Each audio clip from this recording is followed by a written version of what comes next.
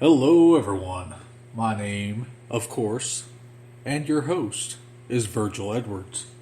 Welcome to another episode of The Verge Podcast. As always, you can follow me on Twitter at The Verge.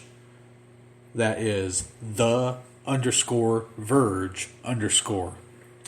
You could also join me on my blog, thedeplorablog.blogspot.com. As always, the purpose of this show is to keep you from the brink of ignorance and on the verge of intelligence when it comes to politics in America today that affects us all. Today, I have an open letter and warning to Antifa.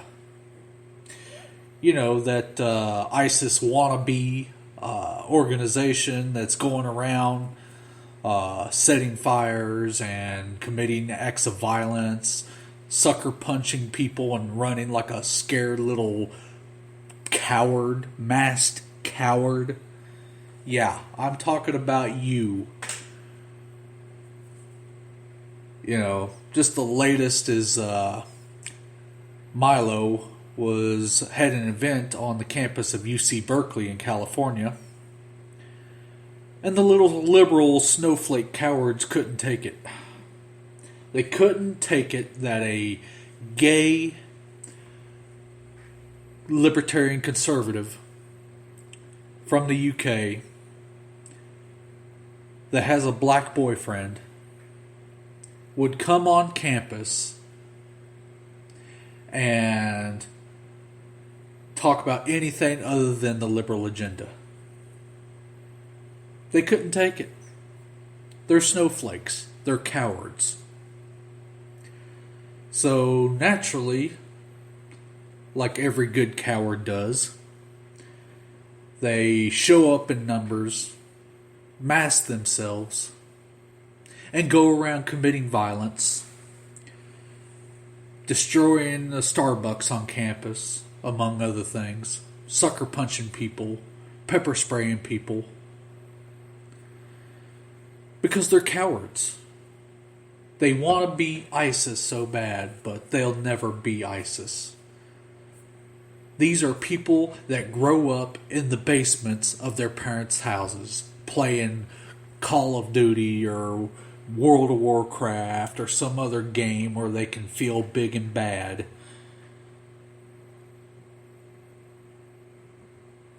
But here's the thing about them. They will never ever operate in an environment where people are allowed by law to carry weapons. They won't do it. They're cowards. They will never come to a state like Kentucky and pull that nonsense because they know they will leave with either bullet holes in them or they'll leave with a new asshole torn in them. They know this.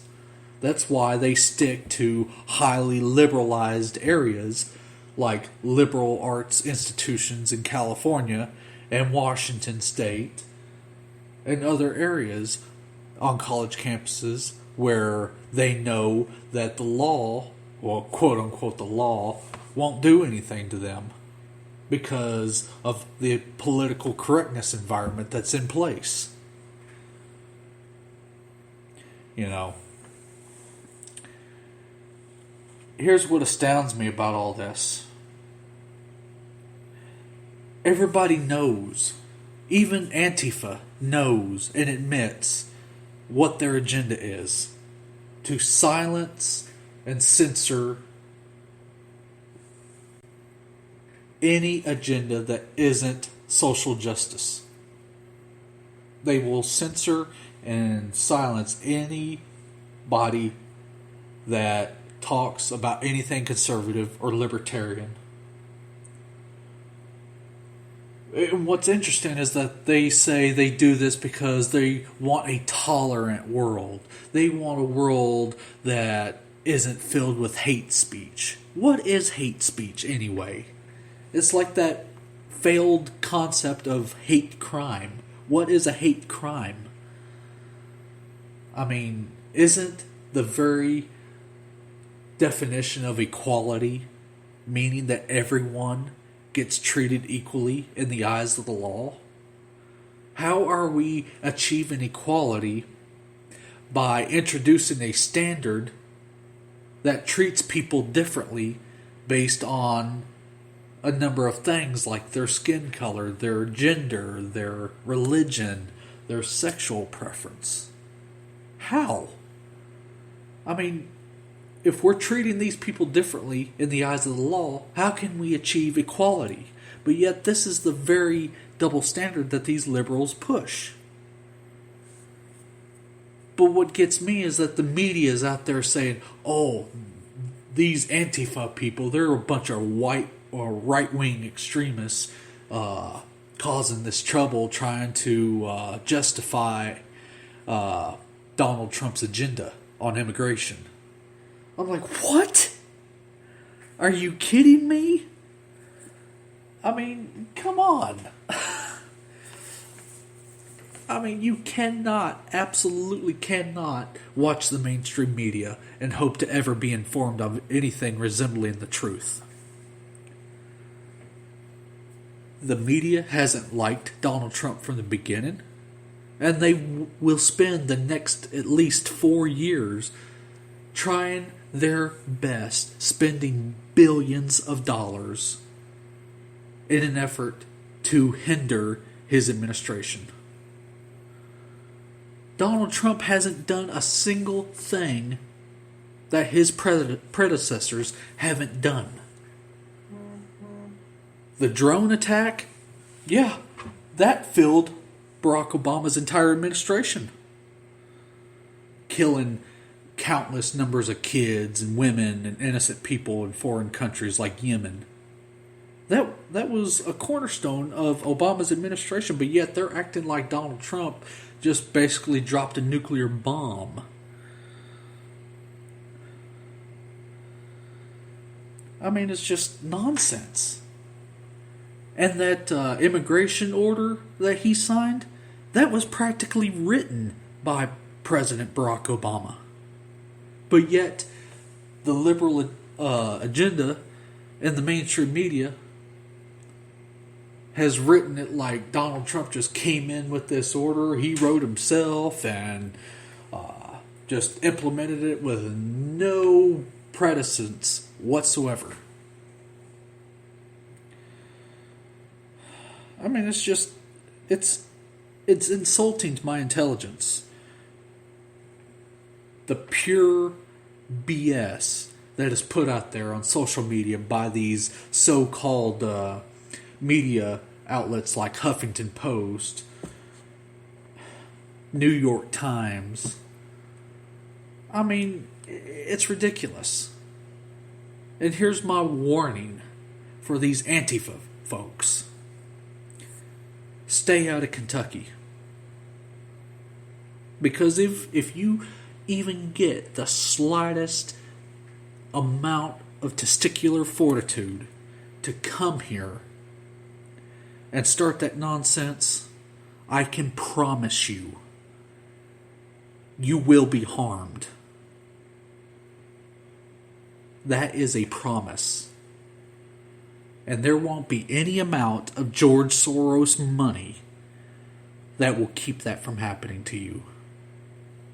That I can promise you. Because we don't put up with that nonsense in Kentucky. I mean, come on. You know, we're not even, I think today makes 2 weeks into President Trump's time in office. And yet the liberals are melting down like a nuclear bomb's been dropped.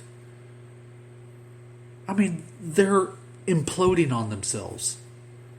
I mean, I saw it on social media. I forgot who said it. But the liberals are becoming so infantile, they will soon be begging for abortions. They will be begging to be aborted. That's how infantile these liberals are getting. So you Antifa people running around, starting fires, destroying property that doesn't belong to you, running around with your cowardly masks, you will not do it here in Kentucky. You know, you go around saying, oh, you know, we've got a social duty to punch Nazis. Really? I mean, there is no greater form of Nazism than what you're doing. You're going around assaulting people and damaging property because someone's got something to say that you disagree with. You're going around and doing this because we live in a country that elects a president based on a system that doesn't agree with you. We never have and never will elect a president of the United States based on the popular vote. It's part of what makes this nation the greatest nation on planet Earth. We do not live in a democracy. I want that to soak in. We do not, under any circumstances, live in a democracy. We live in a constitutional republic where the individual is protected from the mob-style mentalities of the herd. We have this concept called the rule of law. Our Constitution was written to protect the individual from the desires of the mob. That means if 336 million people want something that would violate a single individual's rights, guess what? They lose. I'm encouraging people to defend themselves. If they are out and about and they're in an event and some masked coward thug attempts to assault them or otherwise infringe on their free right to speech, I'm encouraging them to play the knockout game with them. Knock them the hell out. Those Antifa people are nothing more than domestic terrorists. They need to be treated as such. They need to be dealt with harshly. Because I can promise you, if I'm ever accosted by one of those cowardly Antifa people, they better pray they make it to a hospital.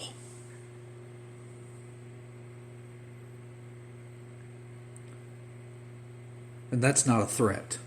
That's a promise. That is my open letter.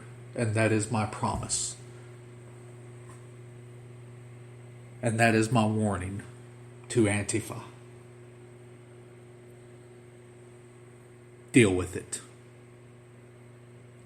Share this with your friends and family on social media. Get this out there. Until the next episode of The Verge podcast, stay on the verge of intelligence.